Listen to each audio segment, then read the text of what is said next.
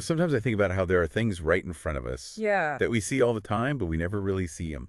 Oh, I know exactly what you mean. Like a, Like Harrods. yeah. It's this legendary luxury department God, store. it's iconic. Like The all gold, the a glamour. London institution. But under all that, there's this whole other story. Mm-hmm. And it's not pretty. No, not at It's all. pretty dark, actually. Yeah, it's a story that's been whispered about for years, but now it's finally coming to light and it's pretty disturbing.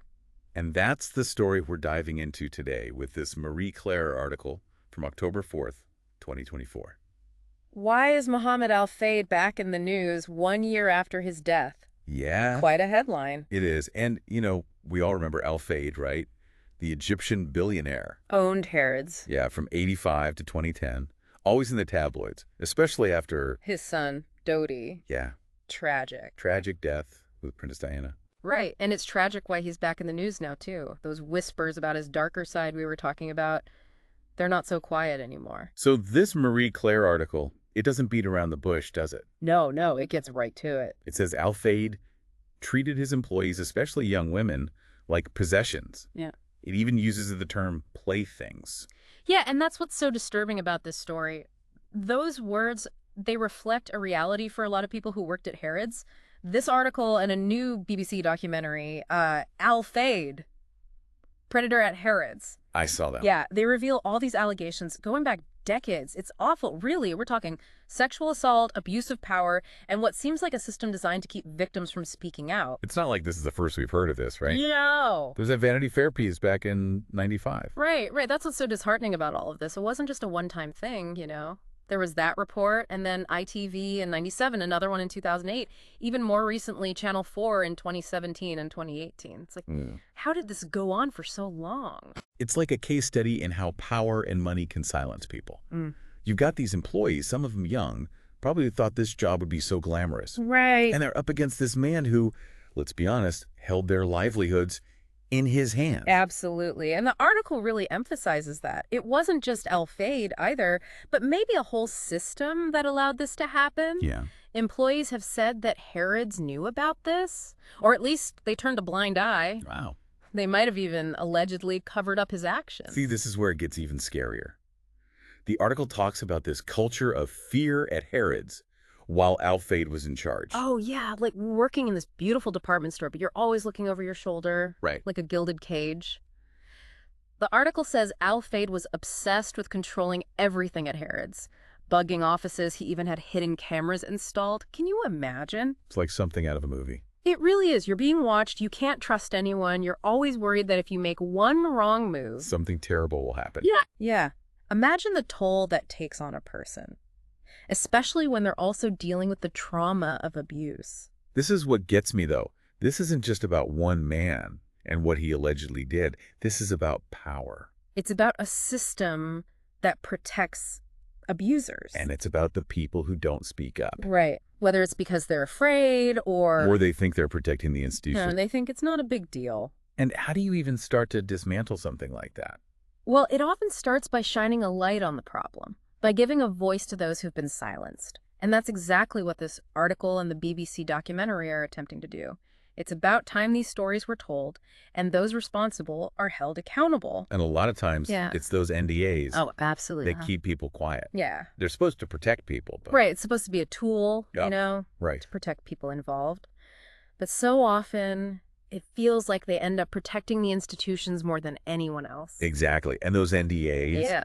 they can make it so hard It's like a sheet. for anyone to speak up. It's no wonder it took this big BBC documentary and people being so brave to come forward. It's like this case really illustrates how hard it is to challenge powerful people. It makes you wonder how many other stories haven't come out yet, right? Oh, I'm sure there are more. You read this and you have to wonder, how do we define success? What does it even mean if someone can build an empire and amass all this wealth and... Because on the surface, you see Mohamed Al-Fayed, this captain of industry, right? Right. He's hanging out with Princess Di. living the life? But behind the scenes, there's this whole other side.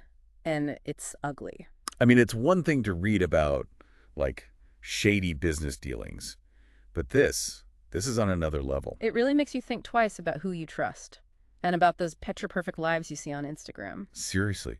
And speaking of trust, the article mentioned some of the responses from people connected to Harrods and Al-Fayed. Yeah, like James MacArthur. He was CEO for a minute, right? Yeah. Back in 2008, he was CEO of Harrods briefly. He said he was absolutely horrified by the allegations. But he was aware of, like, how Al-Fayed could be difficult, demanding, that kind of thing. Yeah, he said he knew Al-Fayed could be tough to work with, but he was totally unaware of any of this, the sexual assault accusations. Come on, how could you not know? It's that question of institutional responsibility again.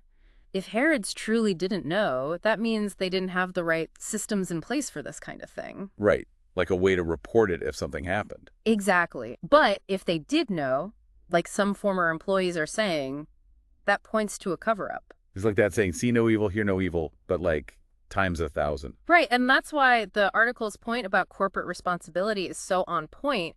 Harrods can't just distance themselves from Al-Fayed now that he's gone. Right, they can't just wash their hands of it. They need to look at their own house, see if they made it easy for this to happen, and figure out how to make sure it doesn't happen again. So what are they doing about it now? Well, the article says that Harrods is doing their own internal investigation. They want to know if any current employees were involved. Well, that's something, right? It's a start, but it's hard not to feel like it's a little too late for the people who went through hell under Al-Fayed. Totally. It's like, why does it take something like this to spark change? Why not foster a culture where people feel safe to speak up in the first place? Yeah, and it's not easy to speak up about this kind of thing. It can be so hard, even re-traumatizing. Exactly. And the article does something really important here. At the end, it provides contact information for organizations that can help survivors of sexual assault. It's a good reminder that even though these stories are tough to hear, they're even tougher to live through. Support is out there, and people don't have to go through this alone. It's easy to get wrapped up in the headlines and forget that there are real people who have been hurt. Right, these aren't just stories. These are people's lives. This whole thing makes you think about how we remember Al-Fayed. He was a successful businessman, yeah, but he was also a grieving father. And now there are these allegations. How do we make sense of all that? It's tough. We want easy answers, hero or villain. But life's not that simple. It really isn't. Yeah. We contain multitudes, right? Exactly. And sometimes the people we think we know are hiding the darkest secrets. This whole thing is a reminder that money and power don't make you a good person. And maybe we all need to be a little more skeptical, a little less trusting of appearances. Absolutely. Question everything. Question the stories we tell ourselves and the stories we're told. Because the truth is often much more complicated and much darker. It's almost like that saying, right? Which one? Power corrupts. Yeah. And absolute power corrupts, absolutely. Oh, yeah. But even on a smaller scale, even when it's not like a president or a king, Right. these situations, they can be so messy. Absolutely. Like I can already hear people saying, well, they knew who he was. They chose to work there. Yeah, you're going to get that a lot. They should have known better. But it's not that simple. It's not as... People need jobs, you know? And sometimes they end up in these positions where they feel like they just have to put up with it.